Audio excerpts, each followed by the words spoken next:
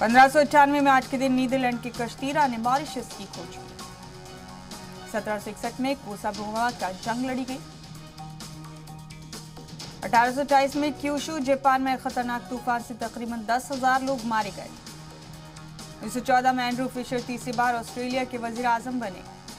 1934 में सोवियत रूस league of Nations में शामिल हुआ।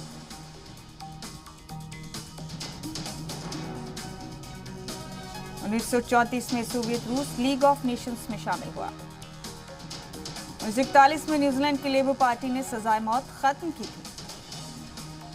1949 में द्रविड़ मुन्नेत्र कड़गम का कयाम हुआ। वज़ीर आज़म नरेंद्र मोदी का यौम पैदाइश है आज के दिन। 1950 में उनकी पैदाइश हुई। 1957 में मलेशिया अक़वाम मुत्तहिदा में शामिल हुआ।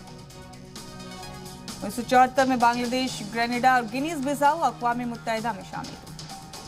1976 में नासा ने आमतौर पर अपने पहले स्पेस शटल का इंकशाफ किया। 2014 में चीन के सदर शी जिनपिंग तिजारती ताल्लुकात में बेहतरी के लिए हिंदुस्तान के दौरे पर आए। 2016 में न्यूयॉर्क के चेल्सी में दहशतगर्दाना बम धमाके में 29 अफराद जख्मी हुए।